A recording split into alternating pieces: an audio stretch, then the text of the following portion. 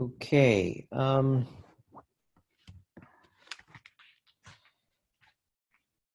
Okay. Good Yeah, afternoon. Good afternoon to everybody. For those of you who don't know me, I'm Vishwas Satka. I am an academic at Wits University, but I also chair the board of the Cooperative and Policy Alternative Center, which is hosting this webinar this afternoon. I'm also a co-founder and activist in the South African Food Sovereignty Campaign, which is also a partner in this event. We have all been in a state of shock, trauma, and experience of COVID-19. The world has been trying to make sense of what's going on. There have been numerous examples and experiences of flattening the curve, of resolving the socioeconomic issues alongside the public health issue, etc.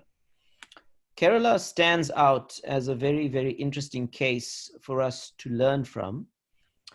As of today, Kerala in the southwest corner of India has 963 infections, 415 active cases, 542 recovered, and 6 deaths.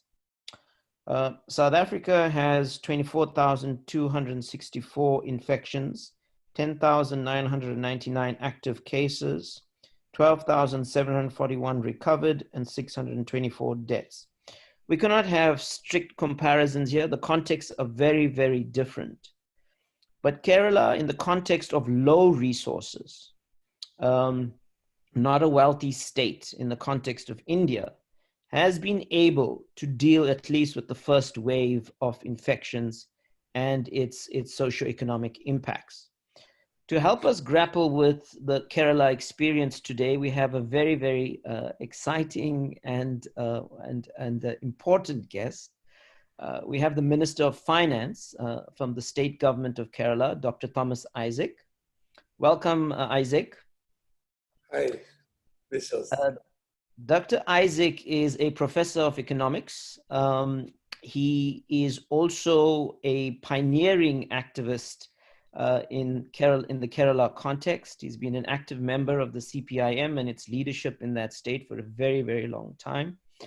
And he's going to help us make sense of what's happened in the Kerala context and help us also draw out a few lessons from that experience.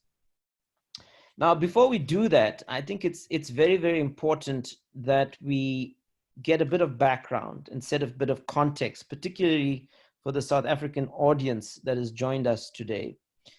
So Kerala is hailed as an example of human development. Amartya Sen, the Nobel laureate, has written a lot about Kerala. The UNDP also vaunts the Kerala case, etc. Now, Isaac, the Kerala model, can you just tell us a little bit about that and tell us, how come you'll have gone in this direction as a state? Look at this name, Kerala model, entered development literature, say, in the late 1970s. At that time, Kerala's per capita income was below the national average. I think some 20% lower. Despite that, if you take life expectancy, it was 75, much higher than about 15 years higher than Indian average. Now, infant mortality rate was 12. Now the rate is 7, much more near to developed countries. And so also mother mortality rate. If you take the social indicators, Kerala is performing very well. It is more near to developed country characteristics at a very low per capita income. And that draws a lot of interest. How did this region make these achievements? Now, it was through a system of redistributive strategies where trade unions are very strong and therefore our wages in our state are double the national average. We had a very powerful peasant movement so that land reforms did take place. There's a big redistribution of land so that distribution was more egalitarian. And then there were powerful social movements starting from 19th century end for social reforms. And later they developed into the progressive movements in Kerala.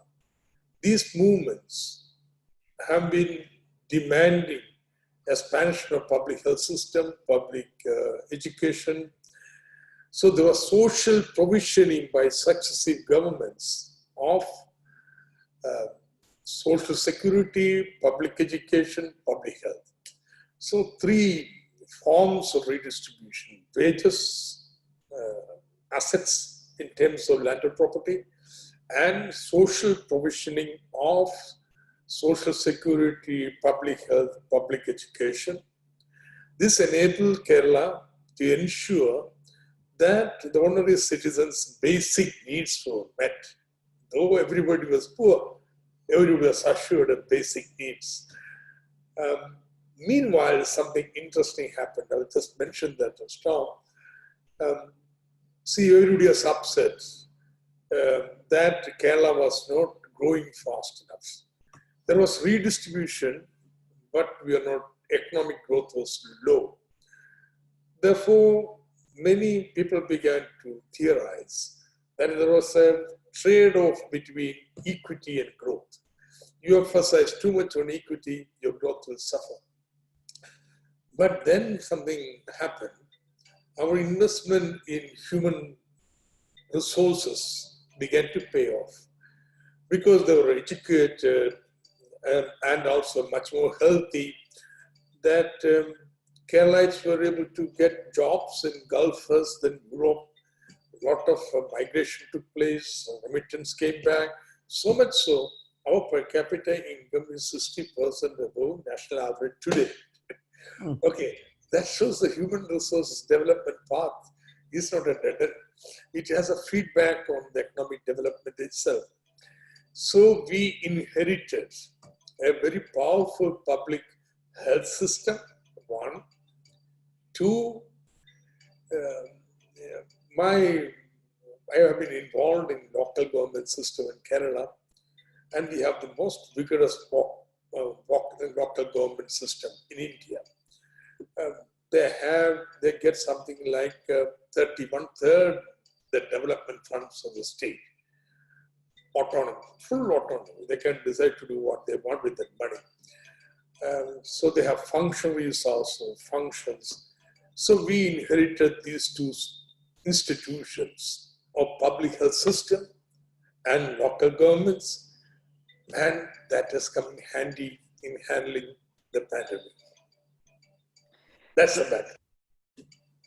Thanks for that background, Isaac. Just one other issue. So, you're celebrating 25 years, I think it is, of the People's Budget Campaign.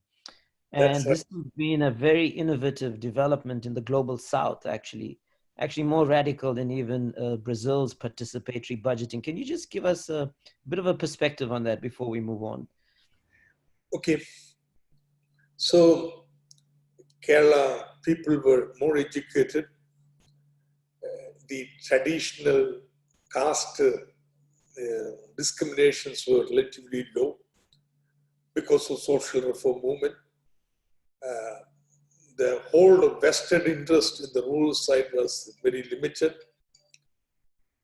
But therefore, Kerala was an ideal place for local democracy. Normally, you're afraid you give power to the local vested interest will usurp the power, and so on and so forth. And informed decisions are difficult. People may not be educated. But Kerala being a literate society, it is ideal for local democracy. But we were very backward. We are one of the most backward local government system in India, in Kerala at that time, for various reasons I don't want to go in. Many attempts were made In 1957, the first time communists came to power in Kerala, they tried to do many things. One thing they wanted to do was create local governments. Okay, very powerful local governments at the bottom, because we consider that is a way of deepening and extending democracy. Involve people from just democracy is not voting once in 5 years, but people should be informed, deliberative involvement in the daily life, in the local government. But we understood there were a lot of resistance to this. The political powers in every party, everywhere, those who are in power, they have full faith in themselves, not faith in the capability of people below. And therefore, there was always impediments. So successive efforts we have made were foiled by various vested interests. Therefore, we decided we'll start a big mass movement for local democracy, for devolving power to local governments. So how do you start a mass movement for that? We said, announced 1/3 the funds of the government will come to the local government. But before you can claim that money, you have to make a plan, how you will spend the money. Okay, how do you make the plan? Okay, you have to involve everybody. Certain procedures were laid down to ensure transparency, participation, and certain scientific thinking into the decision-making process. So this work became a big movement which involved at height about 3 million people involved in actively various meetings and so on. And so it took 1 year. It's a mass education campaign program, how to make a local plan. Because people have to be involved, not some elite in every village preparing a plan. So this campaign took over 1 year. And in the process, what happened? Cutting across political divide at the local level, the activists of all political parties wanted money to come down. It is as if you cross the Rubicon. Now you cannot go back. You have cut the bridge. You have to only go forward. So since then, 1996, we are going to celebrate. We wanted to have a repeat of a major international seminar we had. But I think now COVID times, people may not be very happy to travel, even if COVID disappears. So we have decided it will be a major webinar or what. Bring together everybody to celebrate our 25th anniversary. Now this 25th anniversary, suddenly local governments have full flowering, the potential of people deliberately knowing, getting involved, and how pandemic can be stopped. See, once again, I would say it has been fairly cost effective. In fact, Economist had an article, the title was The Bargain. The bargain, it's a kind, I don't want to say it was cheap. We have invested a hell of a lot in human resources, public health system, and with local governments. And therefore now the explicit cost involved in fighting back, containing the pandemic may not be looking very high, but it has been effective. So now Vish said about nearly 1,000 active cases now, not 1,000, total case confirmed cases are 1,000, about 500 active cases. The first wave, we contained it totally. See, Kerala, we are expecting some 5 million people to come back. So first wave was contained. No local spread. It's a remarkable achievement. The R0, that is a primary source. How many other people it would infect? International average is 2. Kerala, so far, it has been 0.4. I mean, in the sense, suppose the R0 is 1, above unity, you have exponential growth. If it is below 1, then the curve can be flattened. It will come down automatically. So Kerala has been very minimal, 0.4. And the recovery rate highest. And death rate at that time was 0.4. So this is a very remarkable achievement. And it got noticed all over. And people are wondering, how do these guys do that? But meanwhile, Kerala became famous as a safe place.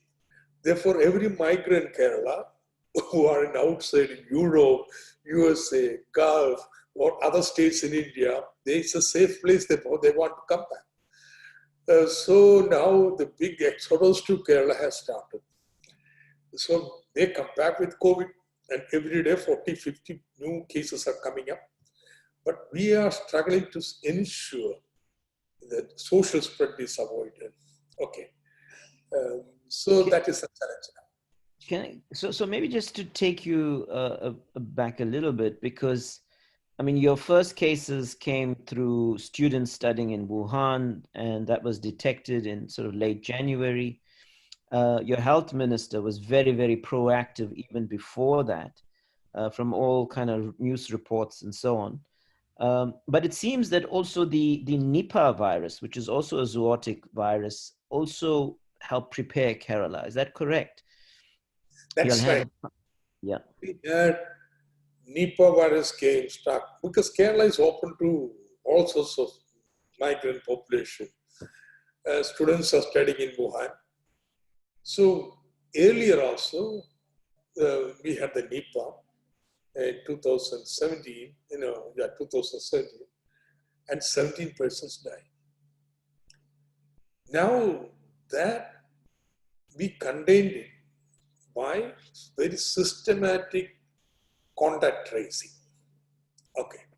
Every incident, you trace all your contacts and then quarantine them in their house. Kerala's houses are relatively much better than the rest of India. Pakka houses are abandoned. Therefore, room isolation is possible. We isolate them in the house. If they don't have room isolation facility, the house is not sufficiently large enough, they are given institutional quarantine. So, and then given the best treatment.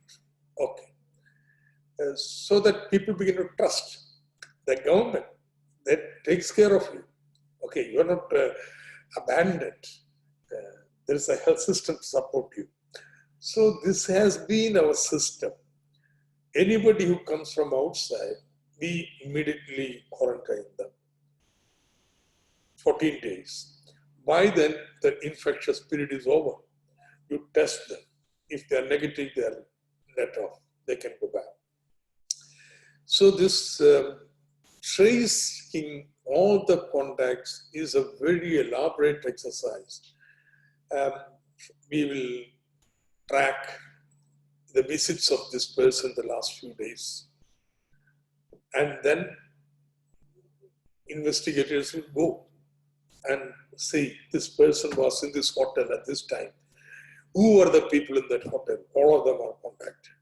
We look at CCTV cameras, all this. And this is fairly comprehensive because people cooperate. See. It's not a bureaucratic exercise, some officer going and inquiring.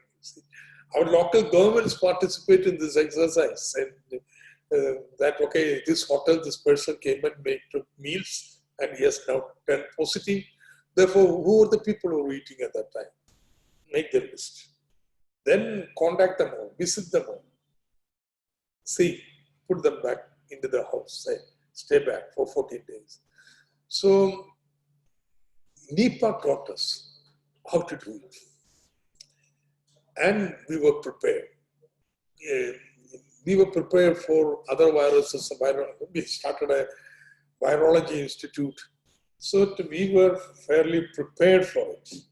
So the moment the health minister heard about Wuhan, something is happening, immediately control room was opened. Nobody thought anybody is going to come back to Kerala, but we knew we will be affected.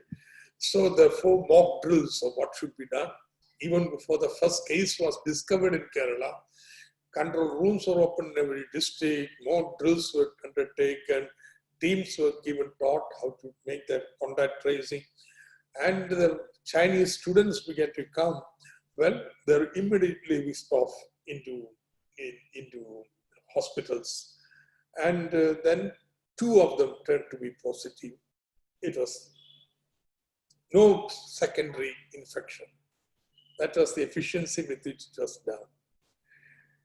Then what happened is from Europe, Italy people were Gulf people began to come back. We were doing the same people, but some people were very smart. They would dodge and get away, and they spread it. So it spread to 450, but we contained them. Now third wave, they're coming back. I think it will go into thousands, but there's no panic. There's no panic. We are cool about it. So Kerala as a state was clearly ahead of the curve, even in terms of being ahead of the national government. In early January, your minister kicked things into gear. You were able to tackle the first infections that actually came to India. The national government only put a lockdown in place on the 24th of March. Now, I want to understand how that impacted on Kerala, both in terms of your public health response, but also your socio-economic response. I mean, lockdowns have been dramatic in the impacts on poor people, on workers, and so on. And so how has Kerala managed the lockdown phase of this pandemic? Well, options for the country were very limited because some sort of lockdown was necessary to stop the spread. But despite the time the country go, I don't think they did the sufficient preparations. I'm going to give you one simple example. There are 80 million migrant workers in India. They're traveling thousands of kilometers to work in other states. Both agriculture, many industrial towns are full of migrant workers. Now, they could have been transported back to their communities before lockdown was brought. It was not done. So now, lockdown is being lifted. These poor migrant workers have been totally hungry, isolated, no job, no income. There has been very, very, very limited income transfer. And to these people, very little.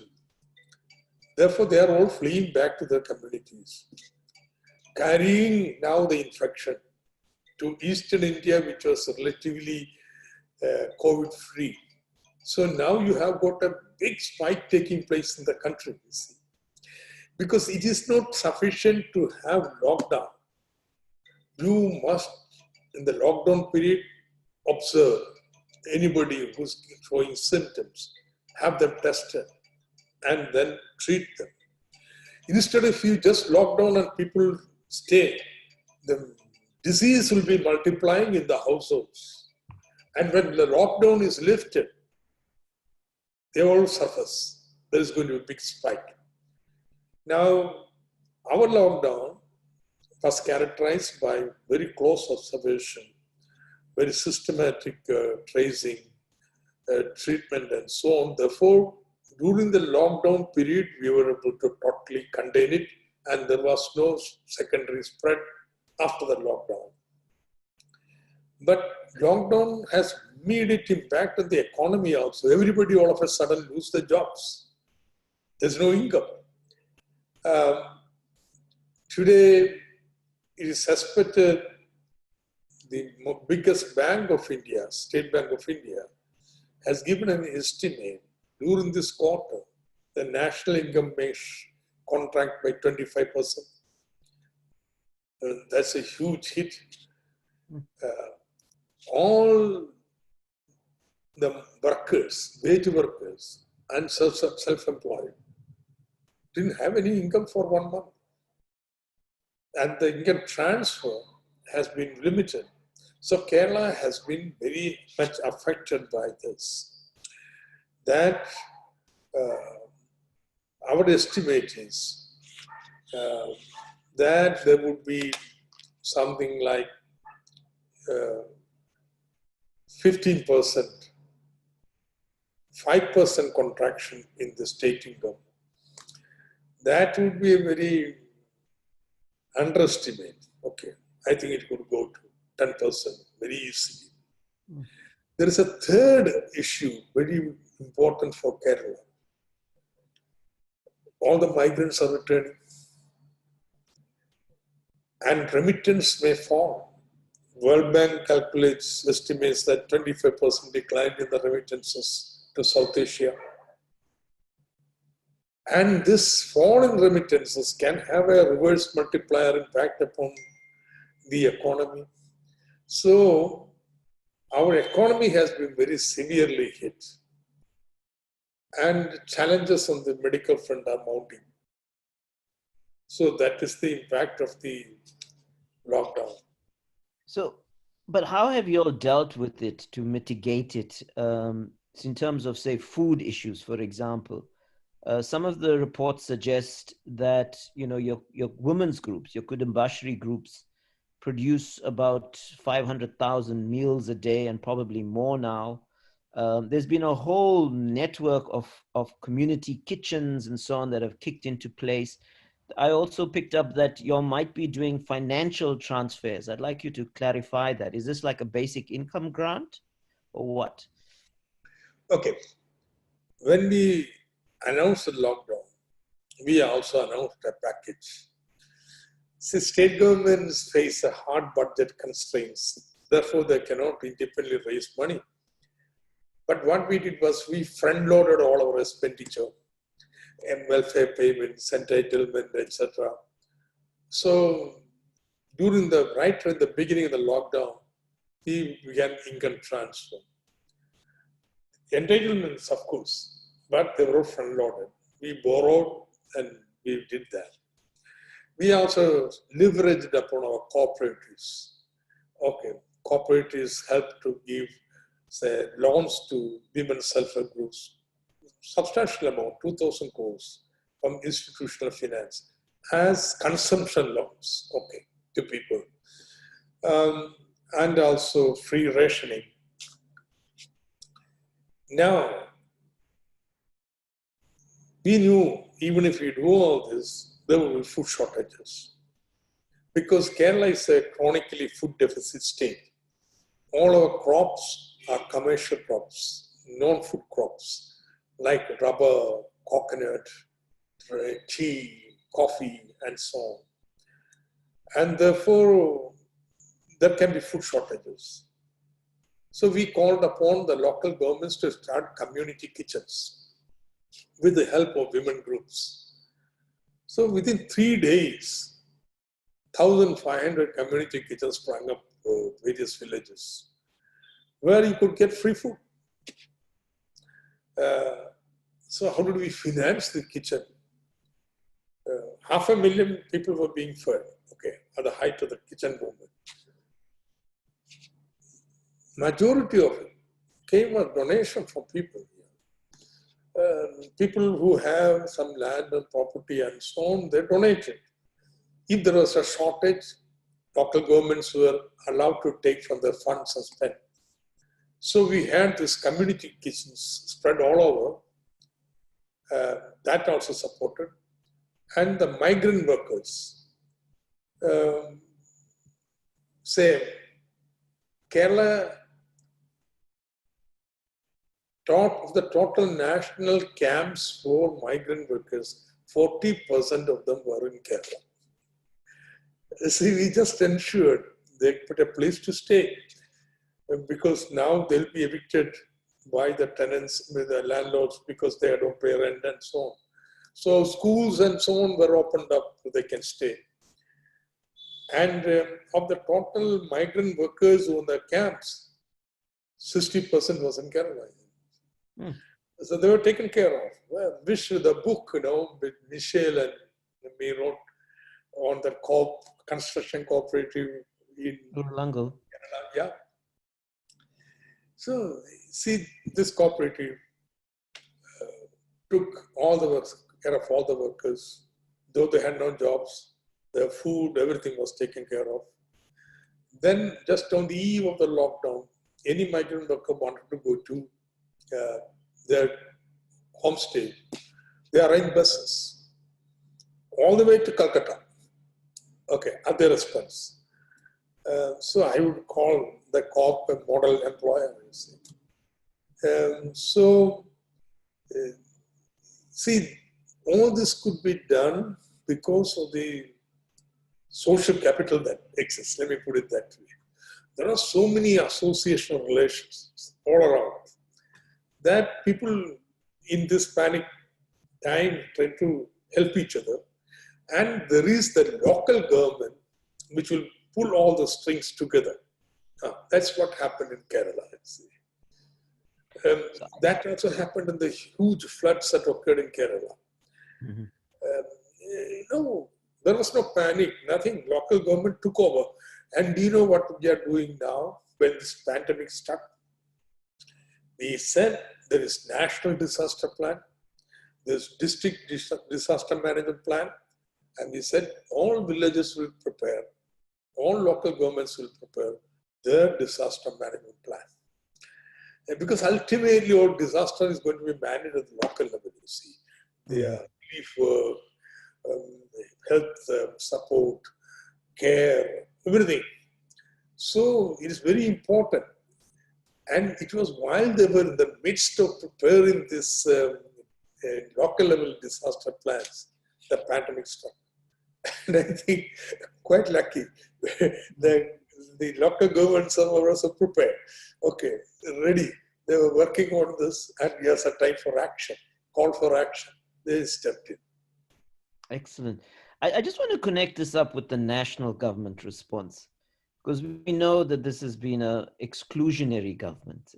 It's been attacking the secular foundations of India, and it's been targeting particularly its Muslim minorities. And of course, we've read reports about how migrant workers have been treated, beaten up by police badly, and so on. And you all have done the opposite, actually. But how is the government dealing with the lockdown, dealing with the Muslim population, which I'm sure is also in need of food and so on in the country? What's your perspective on this? One, my first criticism will be the country was underprepared for the pandemic at the time. But that is the general feature of all right governments. Brazil, Boris Johnson, Trump, all of them discount the nature. That nature can take revenge on you. No, you're the master of nature. So they have been generally caught underprepared. But then you have lockdown. The migrant workers, nobody seems to think about them. That these people underfed, starving, they want. Some of them said, if you stay back in the city, we will starve to death.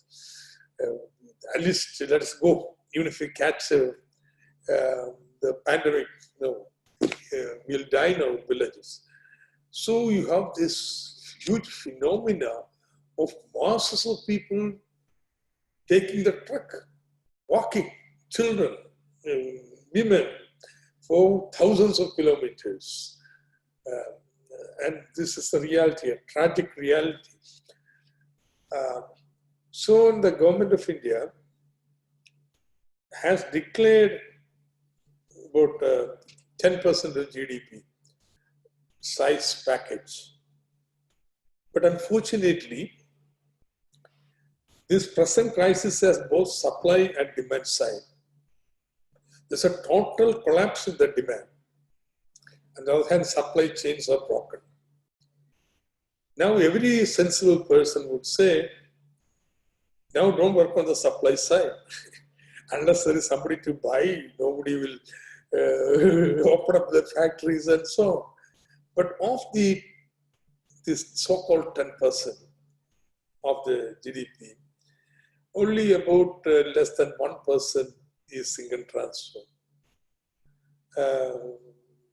1 percentage point, I would say 0.5 percentage point. Rest are all on the supply side. They are shoring up the financial institutions, then egging the financial institutions to lend to the small-scale MSME sector, and so on and so forth. And therefore, there's immense suffering among the people. See, there is a fashionable slogan which has come, there's no free lunch. That is a slogan. I've been amazed at this slogan because that's the slogan of our economic advisor. Headline one day, few days after the lockdown, there's no free lunch. So this is a part of an approach. They think this is free lunch.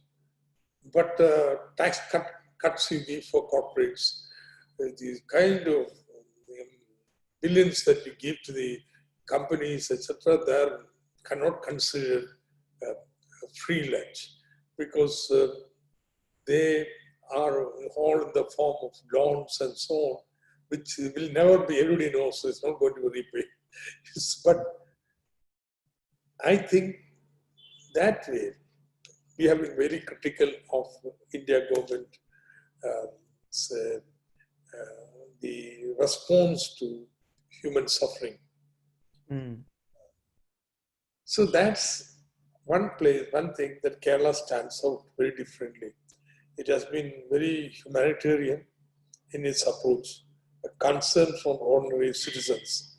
It's not one political party. The local governments, all political parties are there.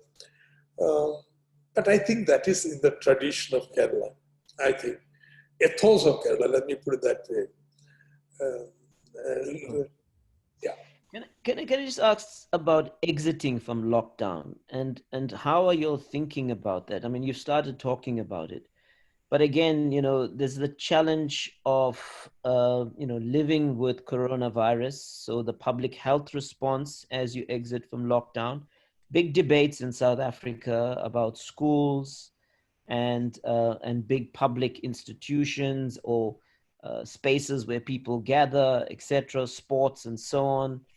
And then, of course, there's the socio-economic response as well as you exit from lockdown. Big debates here about, are we moving towards a stimulus? We never had a stimulus. We had a stabilization package, according to our progressive political economists. But how are you all thinking about that sequence, that next step in the context of Kerala, and how you balance these things to get things going? We have formulated a clear exit strategy, which has got three main components.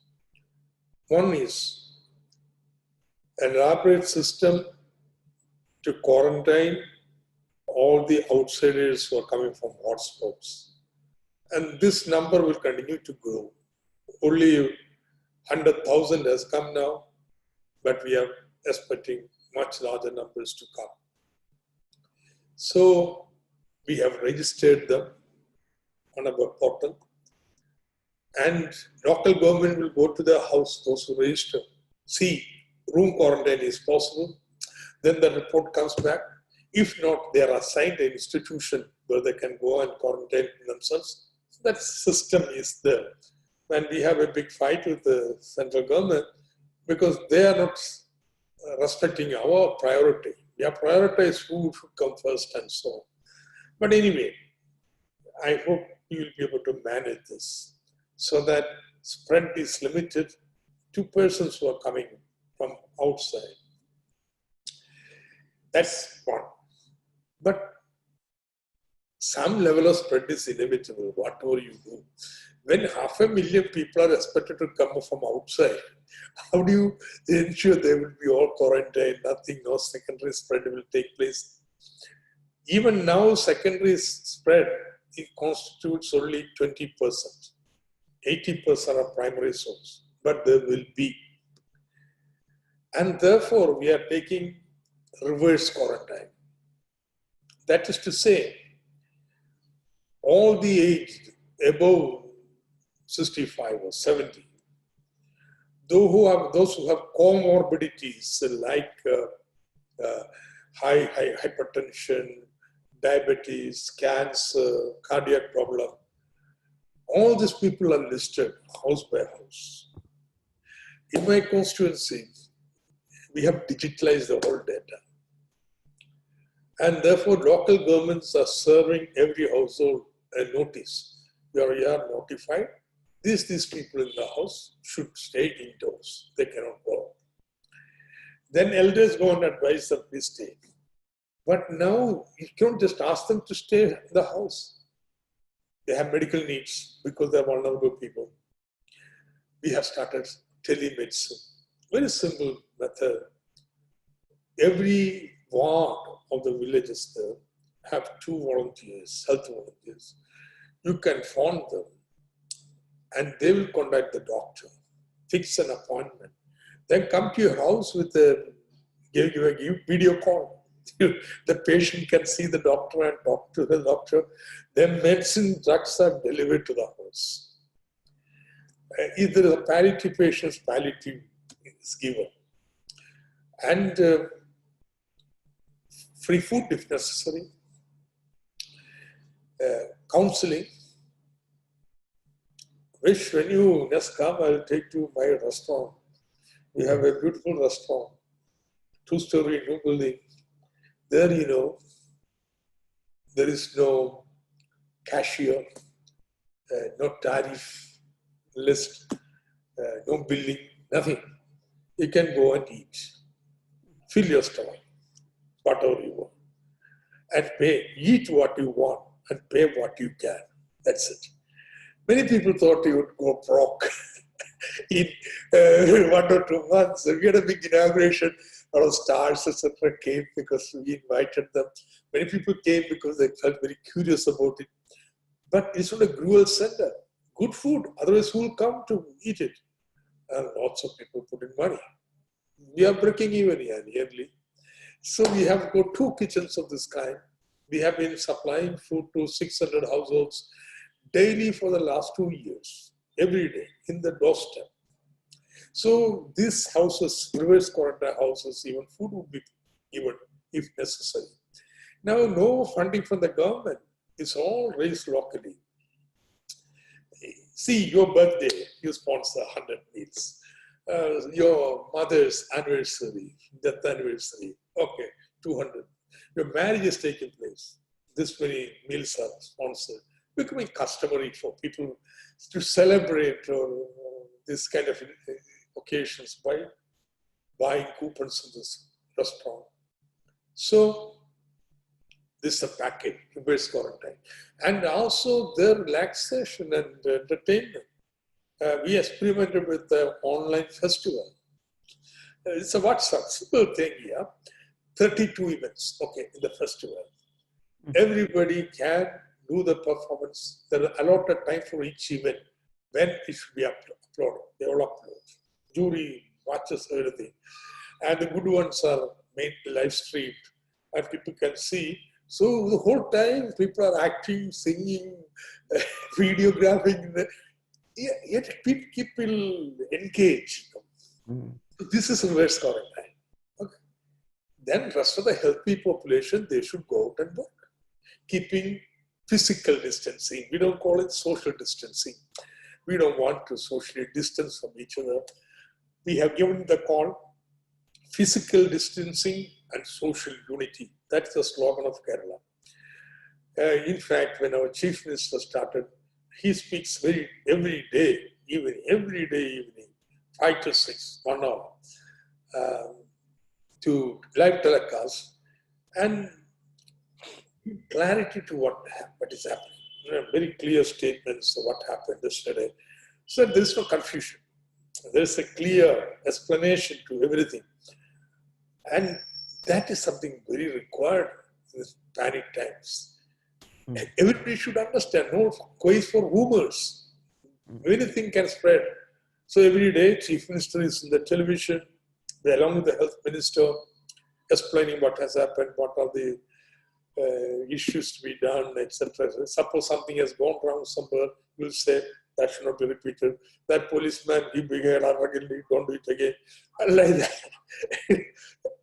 See, the people should trust the government.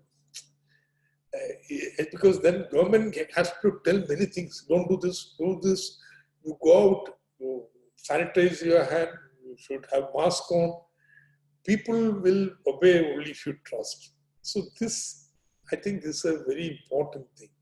The Chief Minister speaking every day, in the evening, clarifying things. So this third component is people going out to work.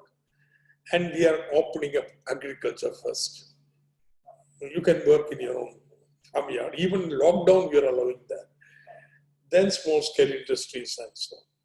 When we are giving certain priorities, big priority is medical industry, pharmaceuticals and medical devices. Our health brand is now good, and therefore we think we will be able to expand on this, ride on this. In fact, we are going to build up marketing our tourism. There's nobody traveling now, but tourism will open up. So we want to sell Kerala's safest place on the planet. Get taken care of here, so that then IT, certain selected sectors we have identified, and we are going to invest there. So there is a clear plan how to get out of the Right. And yeah, and Kerala has a planning board and things like that. So, you're clearly doing sort of advanced thinking around these issues. But I want to conclude our conversation and then bring in others who've joined us with this issue. I mean, any smart political operator knows this is a crisis we can't waste. And, we really got to use this moment to try and transform things. So it's not just going back to the same old things. In South Africa, some of us are hoping and trying that we don't go back to a jobless economy, a carbon-based economy, a unequal society. So internationally, there's a debate about, the Green New Deal, green stimulus, transition thinking, etc. And, Kerala has been a hotbed of alternatives. I mean, all the work you've been busy with around participatory budgeting, cooperatives, and trying to scale that up, etc. So what do you think this moment offers us as the left? One, I think this is going to be universal. Everybody accepts now need for a public health system, you see. Public health system. And okay, there is always space within health system for private entrepreneurs, enterprise. But the ultimate grassroots level, unless you have a public health system, which is concentrating on health prevention, this disease prevention, focusing upon that, you will not be able to take care of this kind of pandemics, improve health care for the people. All this insurance-based stuff, etc., simply fail. There's a market failure in terms of crisis like this. So Kerala would be emerging with a much more robust public health system from this. And maybe we'll turn it to our advantage. We may, as we can, I think, aspire to be Cuba of Asia. Providing medical hospitality to people to come and so on. And we think, public health system expansion means demand for more nurses and doctors and so on. And we have nurses in plenty in Kerala.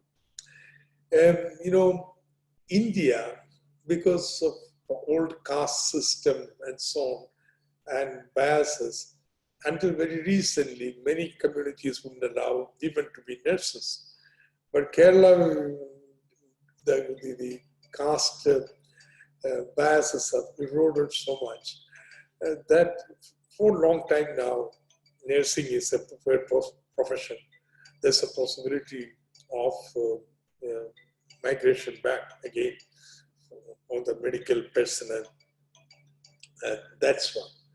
Second, and that has, I mean, this public health system, importance of this, that's the kind of automatic thing comes, and which I think for all progressives would welcome.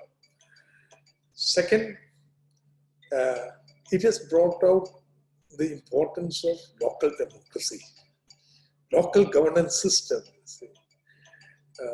I think it's very, very important. And I think that will be another takeaway from Kerala. And Kerala, and now there were some people who were doubting if so much power should be given to local governments and so. Now there is no two ways in Kerala. Everybody thinks that local governments should be strengthened, local democracy. Third would be Kerala development will be, and I assure you, would be more ecologically sensitive. See, our development process has been very aggressive with the natural resources in terms of the forests or many our harvesting technique, harvesting the seas and so on. Mm. And see, water cycles have been disrupted. So the successive floods have very sharply brought this into focus. There is something wrong with the natural system. The balance are gone. One big heavy rain and you have a flood, and then you have summer drought. So now this pandemic definitely is going to leave its impact on ecological thinking. And therefore, and also the roles that cooperatives can play. Now you want to do something, for example, exit plan for Kerala. We want to have more small-scale industries processing our agricultural produce. Okay, we want to encourage. Now we have been exporting everything. How do you finance them? Automatic choices or cooperatives. In fact, that is going to be a main backbone of Kerala. We have amalgamated our apex district level cooperatives, the credit cooperatives into single bank. So this will become an umbrella for primary cooperatives. That protection is required for them. But at the same time, this is a big bank. We can compete with any other national bank in Kerala and outside. So co-ops would have a definitely much more role in Kerala. That is to say, Kerala would be egalitarianism. This would strengthen, definitely. I think people would become a little more socialistic in Kerala. They're thinking. See, in fact, that is our politics.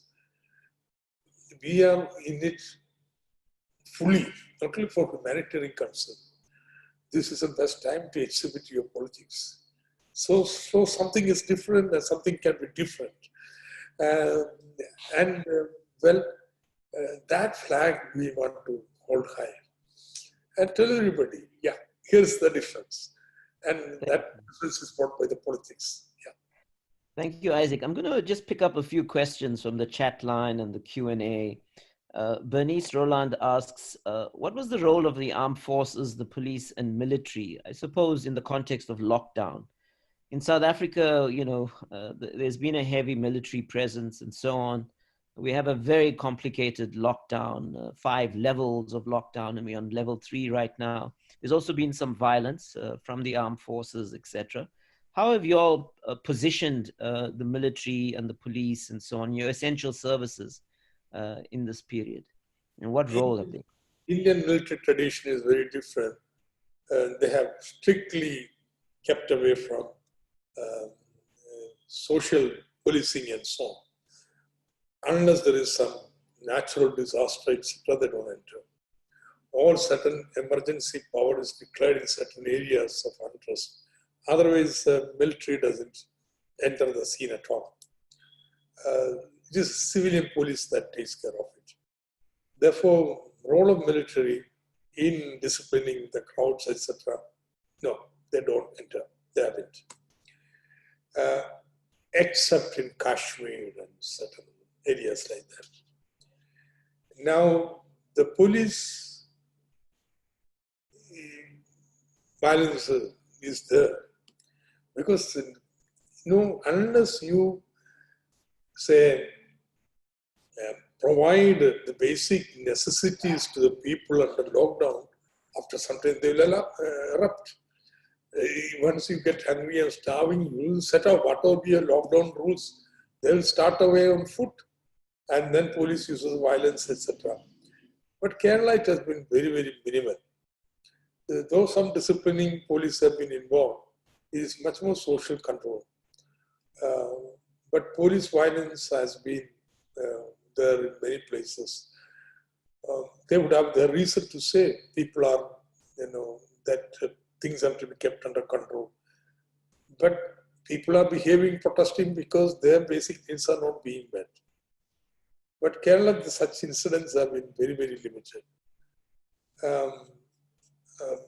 I hope it will continue like that. That, for example, now we are exiting from the lockdown, opening up the economy. These physical distancing norms are becoming very, very important. Crowds not in the market should be prevented. So police is deployed for that. But there is no violence.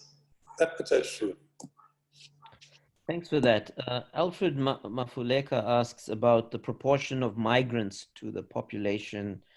Are they legal? I'm not sure if that's relevant. But do they get the same treatment as local citizens of Kerala in food distribution, for instance, business loans, and maybe have you also provided them with cash transfers? So how have you treated migrants in Kerala? Look, I must accept that is a weak spot because migrant workers are not socially treated equal to Malayali workers. They remain still non-unionized. Then social security measures are very weak for them.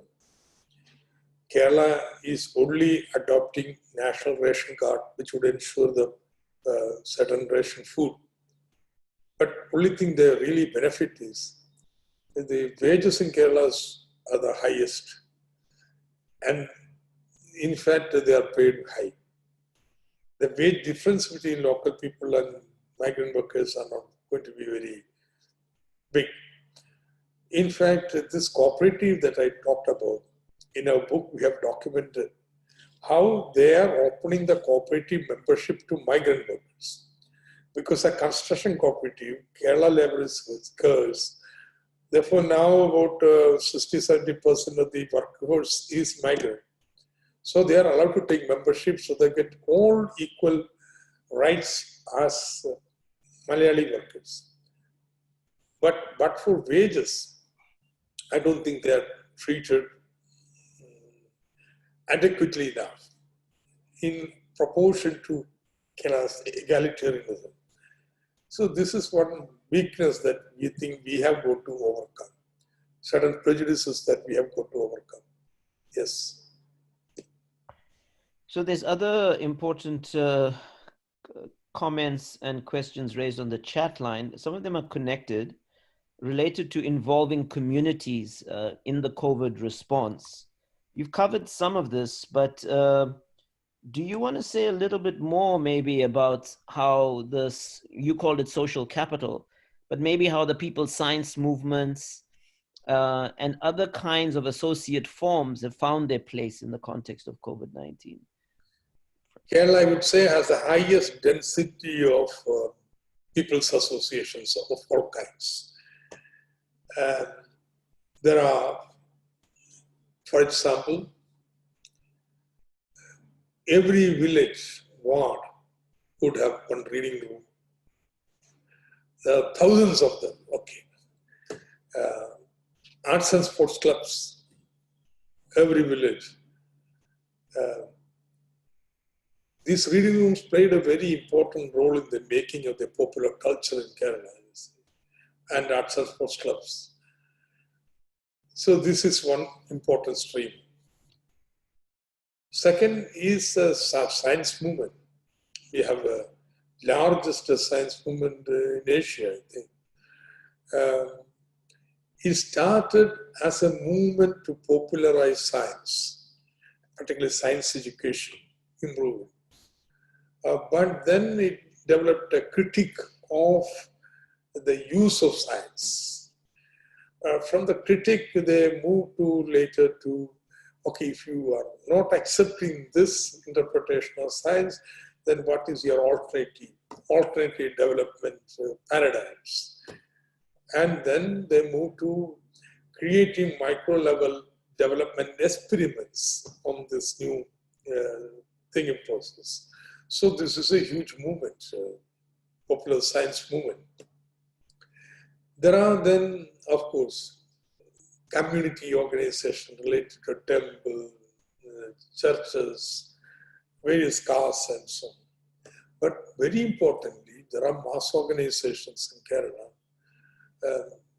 Everybody would be in some affiliated mass organization, trade union, kisans, peasants, or women, youth, many of them in multiple things.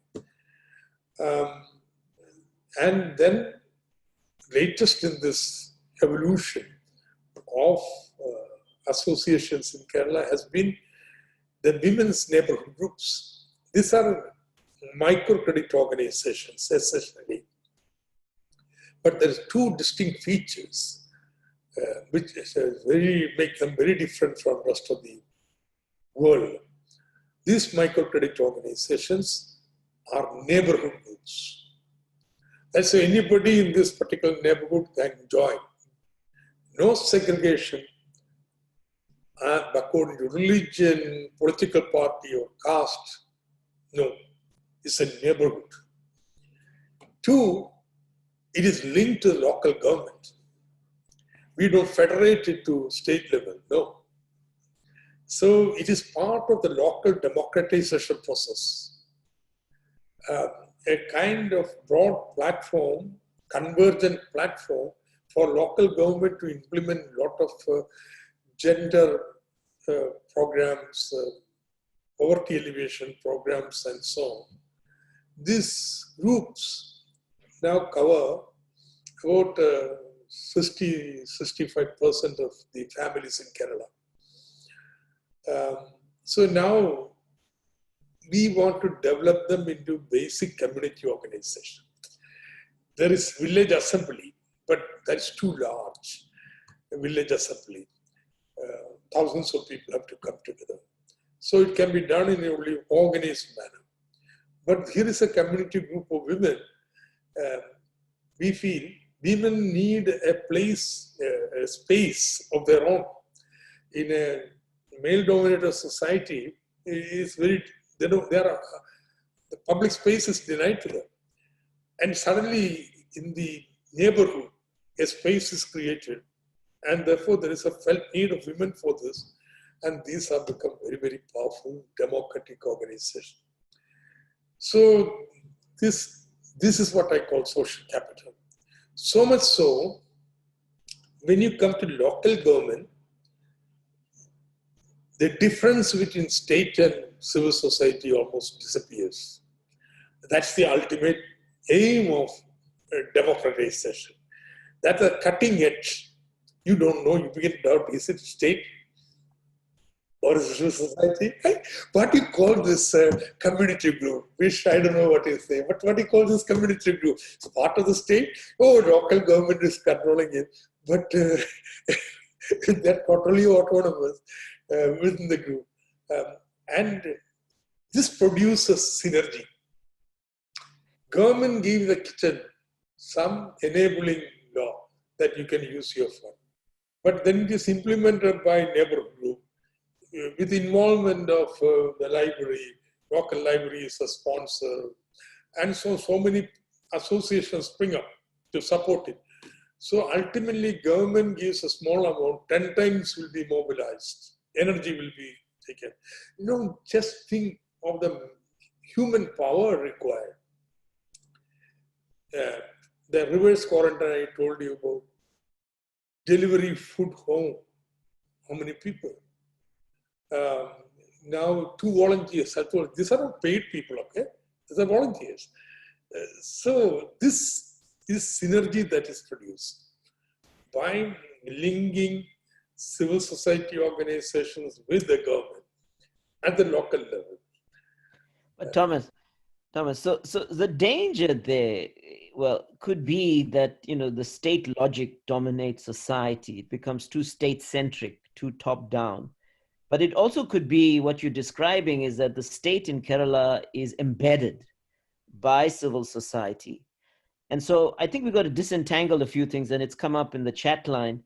I mean, what kind of agency still remains for civil society to hold local government accountable? It seems like civil society sits on various institutions with the government. So whether it's public health, whether it's planning, et cetera, et cetera. So there's a constant intersection and a tension going on there. At the same time, what are the competencies and powers of local government? And do they have to negotiate that constantly with local society? So I think the idea is that the concern is that you don't want to swallow up society. You still want to have that creative contradiction and tension, which also could mean that you're able to deal with corruption better. Does this make a difference? I don't know. What do you think? Yes, exactly. Now, there is a very interesting paper published by Professor John Mentor in 1982, 81, 81, I think. Lessons and non-lessons of Kerala. She is discussing about 2 villages, one in Tamil Nadu, other in Kerala, in Palakkad. So this 2 villages she compares, and she says, for example, there are primary health centers in the both villages. In the other one, doctors don't come, there's no medicine, there's no problem. But in Kerala, this particular village, I know that village very well. Doctor doesn't come, tomorrow there will be a protest march. There will be active, she documents kind of active demands being made for a larger room, this, that, and so on, for the PHC by the people. So Kerala's distinct feature has been this public action from below. Amartya Sen, you mentioned. There is public action involves also intervention by the government, but also importantly, the demand that is generated from below for this entitlements and rights and so on, which is not is an ongoing process.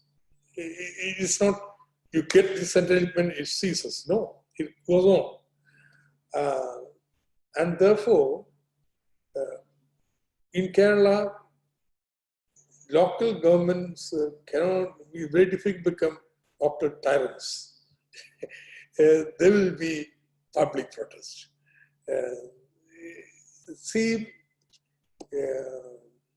There's a highly competitive politics at local level, where your performance is measured, and you are punished if you don't perform well. So that is one political process that takes place, and therefore the local governments and the government also try to generate the synergy in some way. For example, take our public health system. Public health system, there are hospital development committees, hospital management committees at every level. Who can raise resources by having some fees from patients who come, etc. But then who would then hire additional doctors, medicine, and so on? So there are always these processes of intervention. See, the design of the system is such it leaves space for local level intervention. it won't be concentrated in, in one person or power. The important thing is challenge is to design such a system where you create space for intervention. You have to accept that risk. And now your company is therefore you know what is best for the people and do it. No, no, no. You see, you have to, democracy means creating this local spaces for intervention. Excellent. So Patrick Bond asked a question about the BRICS and a joint vaccine research center. So, I suppose this relates to another question also asked on the chat line about the national government and if it's driving a kind of a research agenda to develop a vaccine together with other governments in the world. What's your perspective on this, and how would this impact on Kerala? I mean, and so on. Yeah. Same. Very simple. There are only two ways this pandemic can be ended. One, we find a vaccine. Two, herd immunity develops.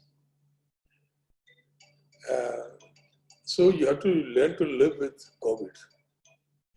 We are living still with certain viruses which generated for which we have not found an answer still, but we have managed now to control HIV and so on. So vaccine is very, very important.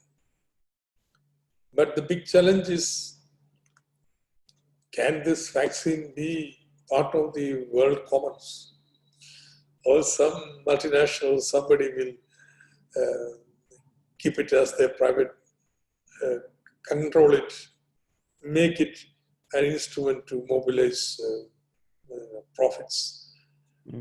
This is a big question, you see. And therefore, I would welcome anywhere, everywhere, government playing a direct role in this development, rather than leaving it to private enterprise. So, it's heard that one company in India is the foreigner, it's not a government company and so on. What has happened is, for example,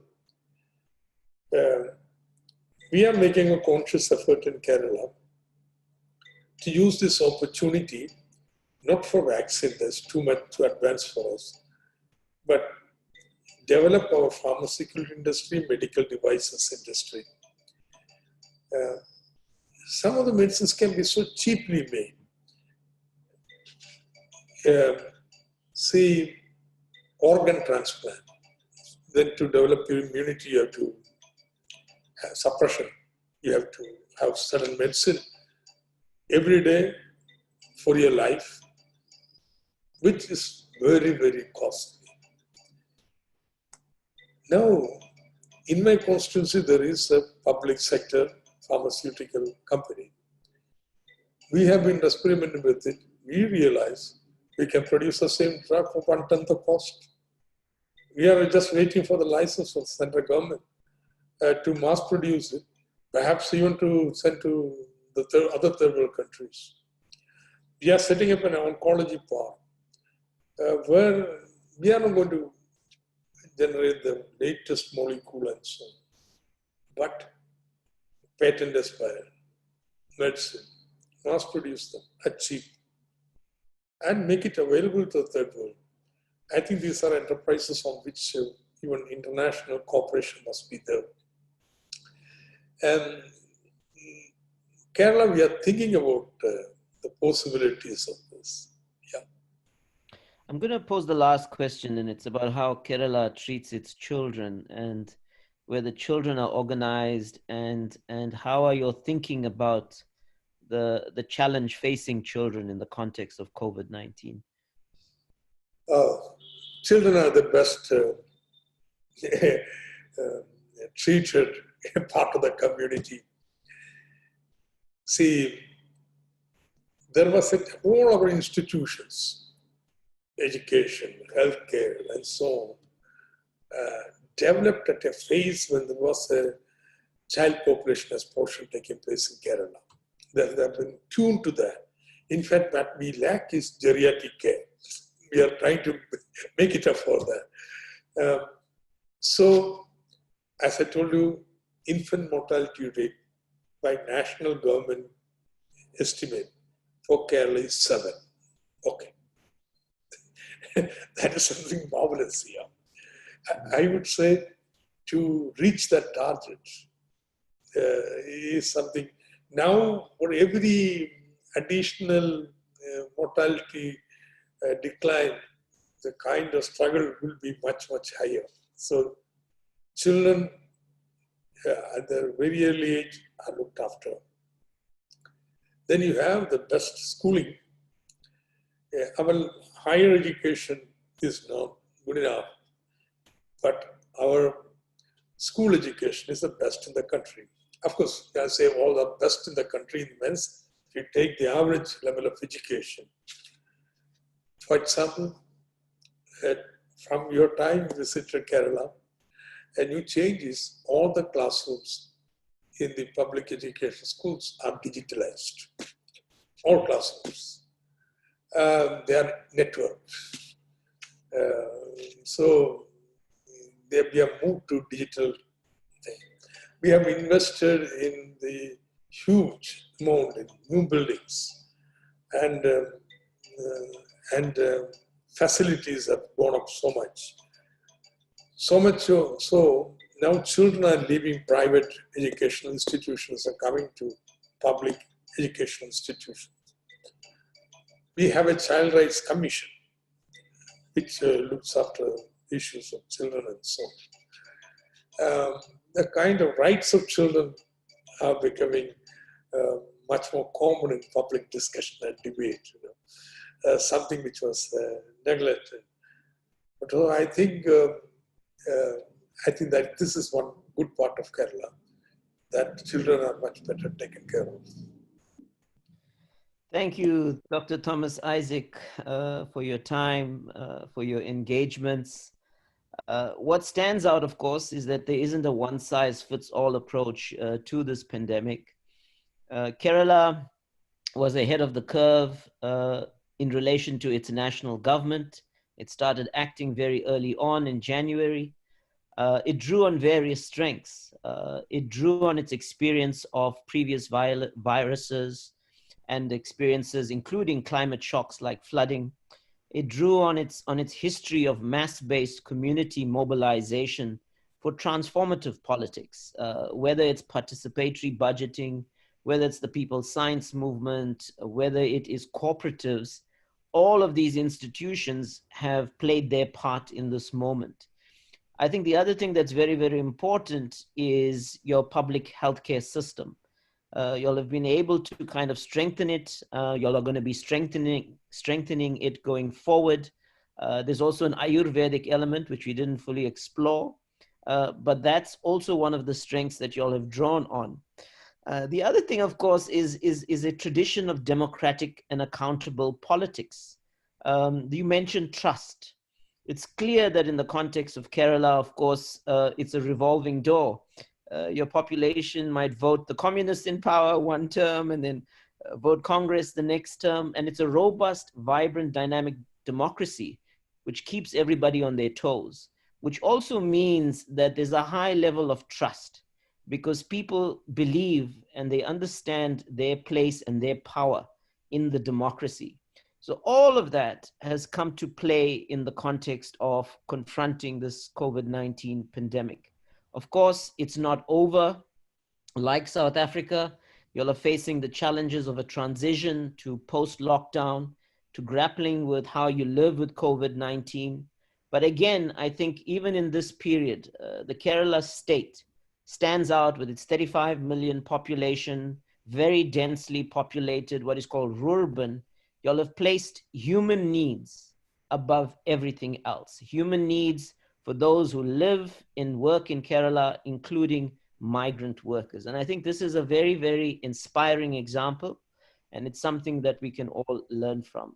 So once again, thank you very much for your time, and we'll see you in Kerala when things change. Where is Michelle? I didn't see her. She's around. Ask her to come on the screen, yeah. We'll talk after.